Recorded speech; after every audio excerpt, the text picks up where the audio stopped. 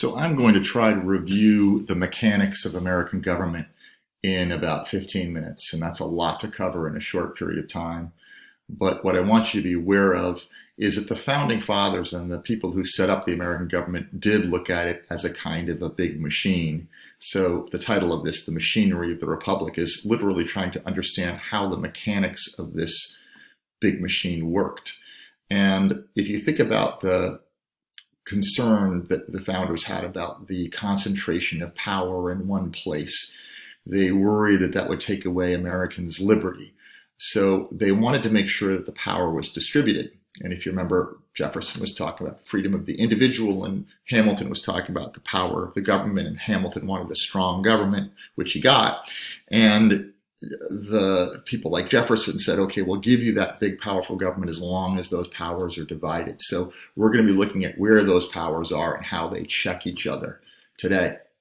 So we're going to begin with the legislative branch, which is the first article of the Constitution and the most important branch, because that's where the people's representatives are, and that was the branch that was originally given the most power and influence. So if you look at Massachusetts, you'll see that we have 9 congressional districts. If you are from Concord or Carlisle, you're in the 3rd district, and if you are from Boston, you are in the 7th district. And you can see some of them are bigger than others because they are roughly trying to equalize the number of people. So you're trying to keep all the representatives representing groups that have similar interests, and that's one reason why you see districts looking in different ways. And so if you look at the representatives, if you are from Concord or Carlisle, Lori Trahan is your congresswoman there. She is in the upper right. She is a new congresswoman, as is Ayanna Pressley, who, if you are from Boston, is your representative. So you can see there are 9 representatives from Congress, and there are 2 senators. And you know Elizabeth Warren from the presidential campaign, and Ed Markey, who's the junior senator from Massachusetts. They are, obviously there are just 2 of them, but hopefully you know both who your representative is and who your senators are, at least you do now. So what you will see is obviously there are 3 branches of government, and they are presented in the Constitution from left to right. The legislative branch, which is Congress, which is made up of 2 groups, the Senate and the House of Representatives. The Senate is a smaller group. The House of Representatives is a bigger one. The executive, which is made up of a president, a vice president, and a cabinet. And each one of those members of a cabinet runs a large part of the government. So the executive branch, while it appears to be small, actually has much greater reach than this graphic would suggest. The judicial branch is made up not only of the Supreme Court, but the federal courts of appeals. So it too is larger than it appears initially. So if you look at how these branches are laid out, there's a lot of information here, and I'll go over just some of it. You'll notice that the House of Representatives, the Congress, is larger than the Senate. There are 435 members of the House because it is a legislative body that is based on the population of the various states. So 435 members. Obviously, larger states will have more representatives and smaller states will have fewer. The Senate is 2 different senators per state. So you have 50 senators for 50 states. Sorry, 100 senators for 50 states.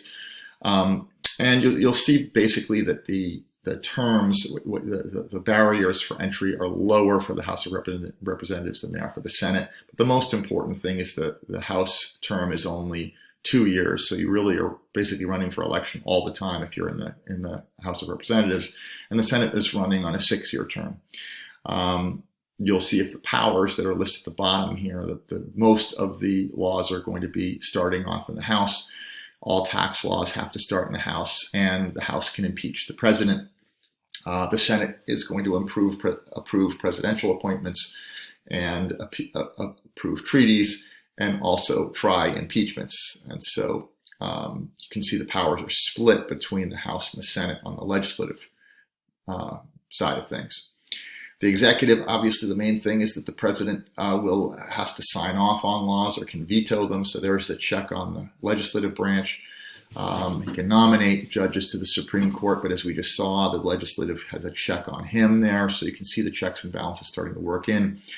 And he can nominate Supreme Court justices. But once they're nominated, once they're approved by the Senate, they can serve for life. So obviously the judicial was supposed to be an independent branch, which would just look at the laws and declare them constitutional or not. So we'll start with Congress. The most important power of Congress is the one at the top, which is the power to pass laws. Declaring war was also an extremely important power of Congress. They didn't want the president just go off and send troops in wherever he wanted to, although that's happening more. And ever since Vietnam, that's kind of gotten a little messy. We've had a lot of undeclared wars where we've sent in troops. They obviously have quite a lot of power in all of these different areas. So the way that Congress works is there are committees that deal with bills or proposed laws that touch on all these different parts of the economy, everything from commerce to banking to agriculture. And so there are going to be a lot of different committees on both sides, both the House and the Senate.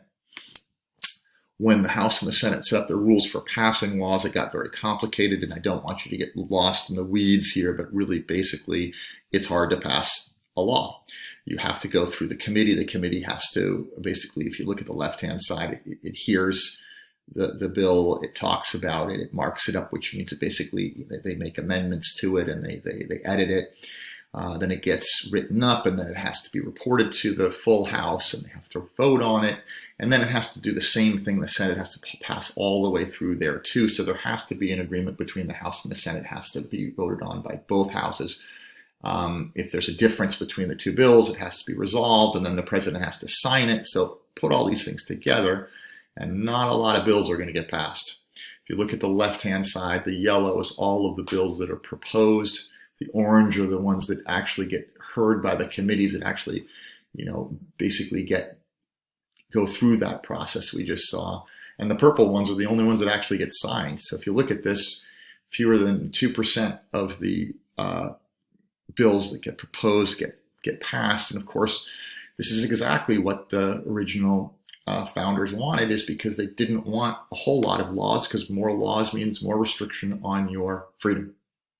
So right now, as you know, the House is dominated by the Democrats, and Nancy Pelosi is the Speaker of the House, so she's got control of that side of the legislative branch, and Mitch McConnell, who's a Republican, has control of the Senate. So if you put these things together, obviously you've got Democrats in charge of one part of the legislative branch and the Republicans in charge of the other. You're not going to get a lot of laws because they're not going to agree. And this is one reason people find Congress to be somewhat frustrating, because it seems like there's just a lot of times things get hung up with differences between parties. And so legislation that people want doesn't always get passed.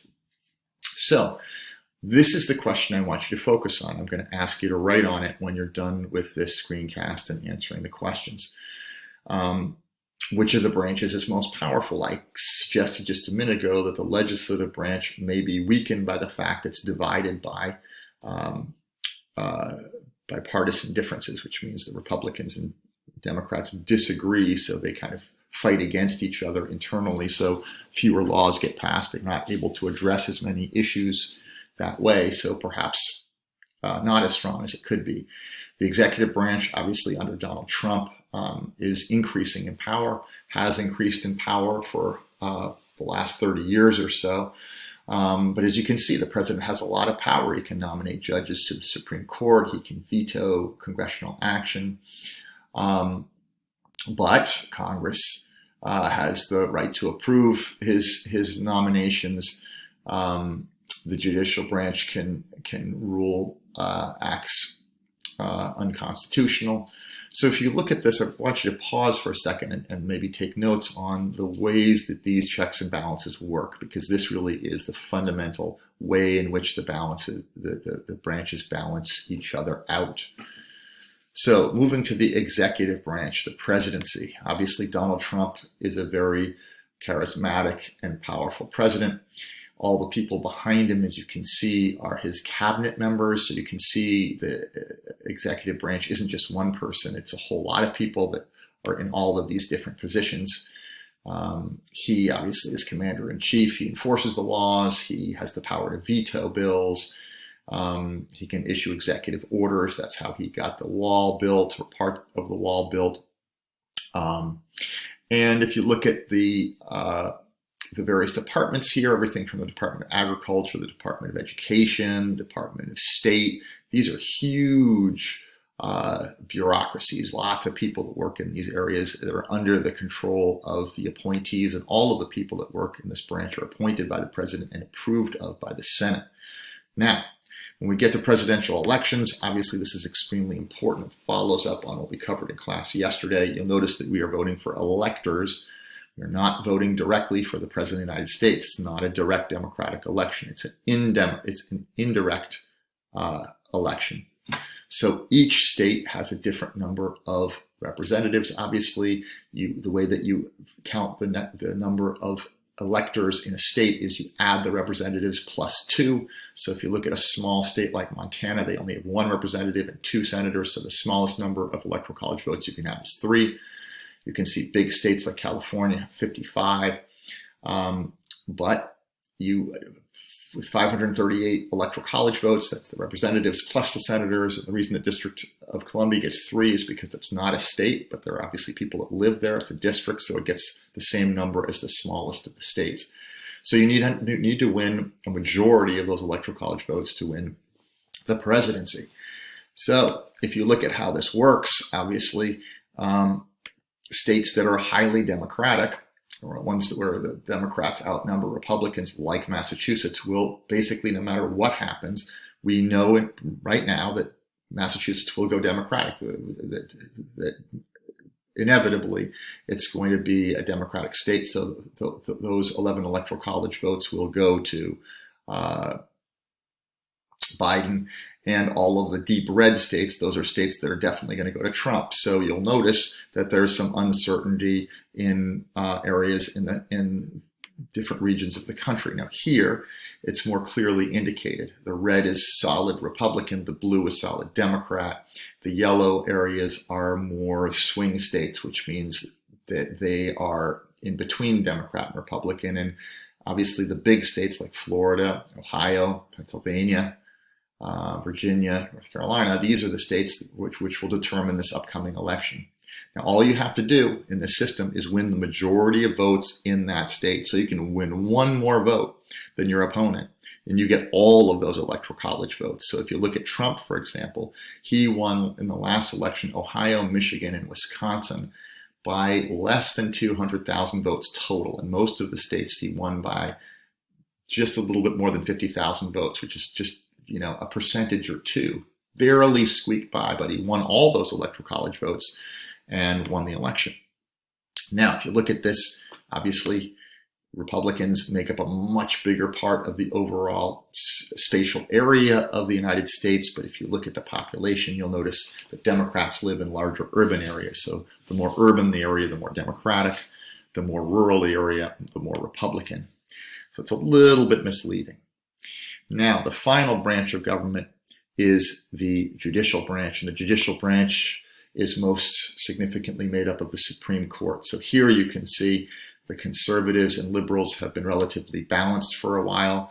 There are 4 liberals here and 4 conservatives, or 5 conservatives, but John Roberts, who is the Chief Justice, who you see in the middle in the front row, he's kind of played a balancing role. So the court has had some balance, but if you've been following the news, the woman in the front row, Ruth Bader Ginsburg, died recently, and she is going to be replaced by a conservative, by Trump. And so obviously this is going to swing the court to 6 conservatives and 3 liberals. And so the balance in the court is going to shift. Now, the court has a lot of power because they get to decide important constitutional issues around laws, everything from abortion to gay rights to things having to do with gun ownership. They have quite a lot of power over American lawmaking. So if you look at the way that the court is structured, you have the Supreme Court, you've got federal courts of appeal, and you've got district courts. So in order to get to a Supreme Court, it has to go through processes, it has to go up. So in the big picture, what I want you to do is to consider all these three branches of government and tell me which one you think is strongest and why, and I'd like to hear your reason.